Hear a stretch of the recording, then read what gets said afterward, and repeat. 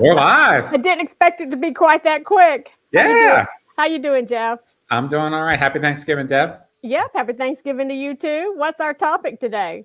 Well, I broke out. You were noticing I broke out one of the old shirts. Oh, honey, you must have reached way back in the closet for that shirt. Way back, cobwebs and everything. But I went for this because this week's topic is lead scoring. And yeah, and you know what? Many marketers are still using models back from about when we got this shirt, which is about 2010. So I have to say, I'm glad we're talking about lead scoring today. Never in my life would I have predicted that in 2025, we would be looking at marketing organizations spending tens, hundreds of thousands of dollars on technology, and they can't even turn on fucking lead scoring. What the hell, Jeff? Using the same broken ass logic from 15 or 20 years ago. And they haven't changed the model. Still can't get sales to agree with it. And it's just unbelievable. I mean, clearly lots of issues around the whole lead management topic, but Absolutely. Every marketing automation system on the planet has some kind of lead scoring, and not to have it turned on is insanity. And we're still seeing what, 30, 40% don't even have it turned on, which is kind of crazy. And then the ones that do have it turned on, not working for them. Big surprise, because they haven't updated it in years. So, and they're using manual points. They're not recognizing that, especially if you're in B2B and it's a considered purchase, you're not selling to one person. So even if, Deb, you are qualified and you meet whatever the criteria is, what about the other 10 to 15 people on the buying committee? Where are they? Where are their scores? Where's the account score? How do you even have intelligence to understand? But you're basing your pipeline and your forecast on this one person. Okay, let's do this. You just unpacked a whole bunch of stuff. So let's just take it one topic at a time. Again, lead scoring, part of every marketing automation system on the planet. Clearly, from the days when we used it in Eloqua days, which is around 2004 and 2005, I was customer number 12 at Eloqua. Jeff was head of services, professional services. That's actually how we met. Even then, I had basic lead scoring, and it was the be-all, end-all to everything that I did as far as being able to provide leads over to sales. So let's go through a little bit of a history from a marketing automation perspective, Jeff, and take a look at what's possible with lead scoring. Back in the day, we'd take a piece of paper and we would guess, let's give this activity this score, let's give this activity that score, and that's how we did it. Actually, I think you created one of the very first lead scoring models when you were at Eloqua, isn't that right? Yeah, the whole A1, B1, B2, C. Oh, yes. Oh, yeah. Letter for the demographic fit, number for behavior, or vice versa. But same that principle. But interestingly enough, Deb, that model has not changed at all. Like, people are still using it. And, look, even at the time, that was the best that was available, because there was no other intelligence. There was no other way of knowing. So it worked until it didn't. But to be using it today, without, let's even forget AI for a second. Marketers have so much data that they're privy to across their channels, their website, to at least make a more objective determination of what a qualified lead is. Why aren't they using that data? And that's what I hear. That's what we hear, Jeff. The reason we're not doing lead scoring is because our data is so bad. However, as you just said, you could point lead scoring into specific areas where the data's not so bad. For example, activity on your website. Yeah, so instead of just blindly saying 5 points for this page, 8 points for a form to submit, you can analyze the activity history of the people that were attached to opportunities to see what they did, what they didn't do, and extrapolate some objective formulas there to at least assign some more consistent points. Again, that's taking the data that you do have and even doing a simple analysis on it to better understand the behaviors of the folks coming to your site or interacting with you in some way. We don't even see that step being taken. Again, we've often said that marketers are drowning in data. Clearly, it's not all good data. A lot of data does need to be fixed. However, there are pockets of data that are quite telling and can really help you run your business better and get those leads over to sales in a more qualified way. And the example that you just gave is one of those. So I sometimes feel like they're just drowning and they kind of don't know what to do. So if we took this idea of lead scoring and we said, okay, no matter where you are, no matter who you are, the most basic thing you can be doing in lead scoring today is what, and what impact would that have? Give us some examples, Jeff.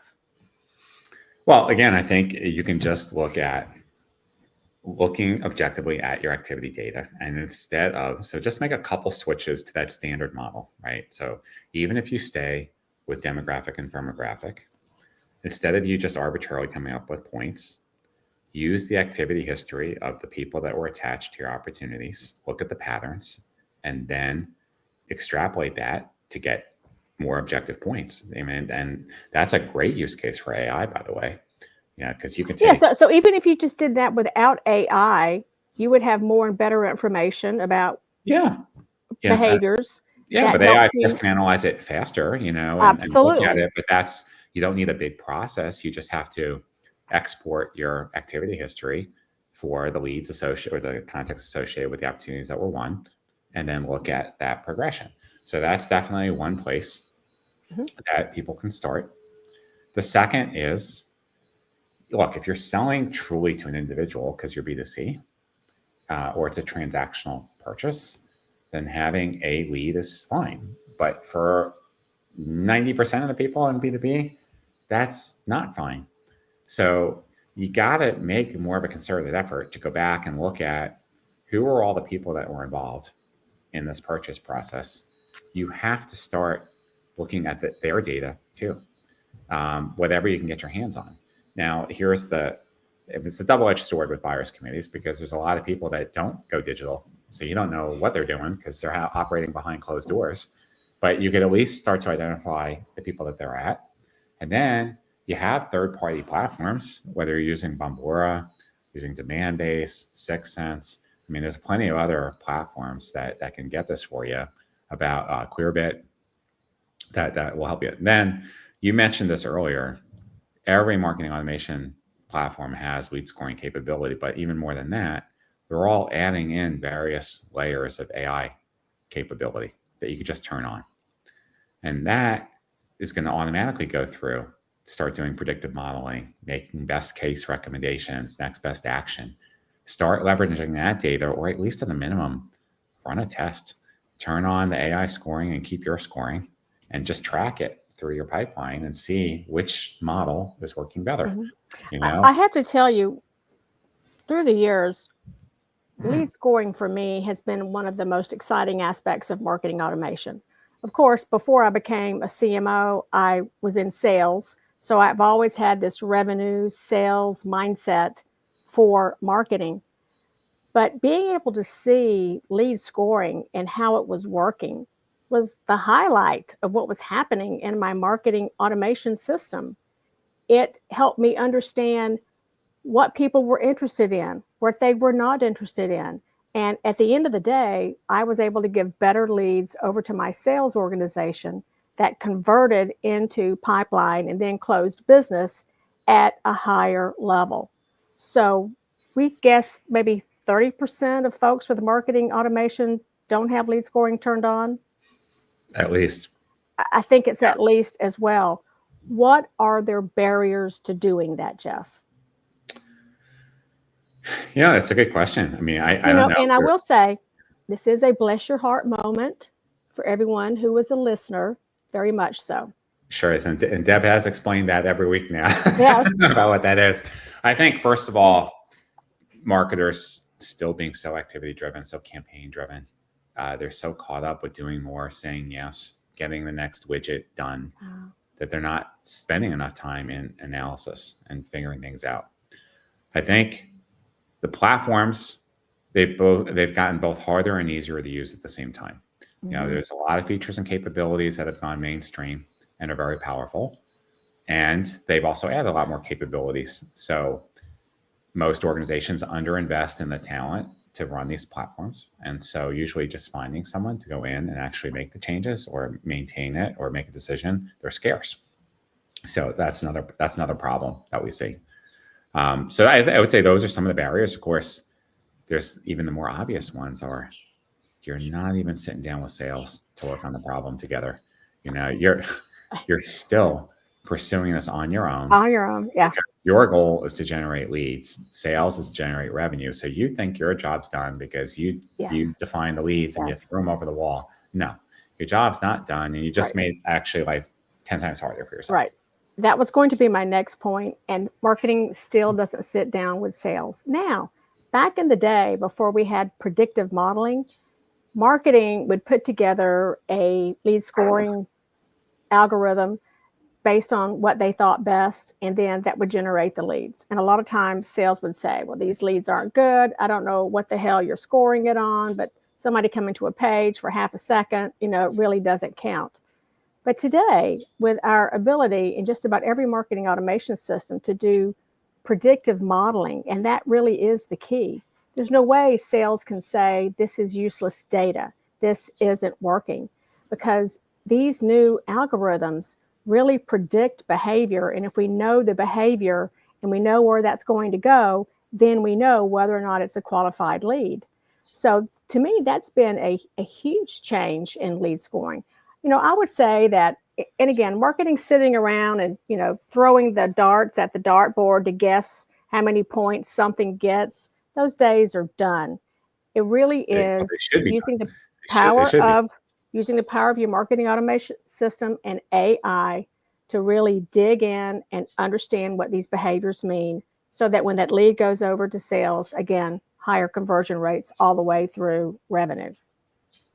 I think there's another gap too, Deb, which is, what would you say in B2B? I mean, a lot of revenue comes from existing customers, right? What would you say an average percentage is for a B2B company to have its revenue coming from its install base in any given year? Oh, gosh, a lot. And it depends. If it's a fast growing SaaS company, it's always about net new customers. But I know companies where it's 50, 60% of the base, right? Yeah. So let's just take 60, and I think in many companies it's going to be more than that. So here's another problem with scoring.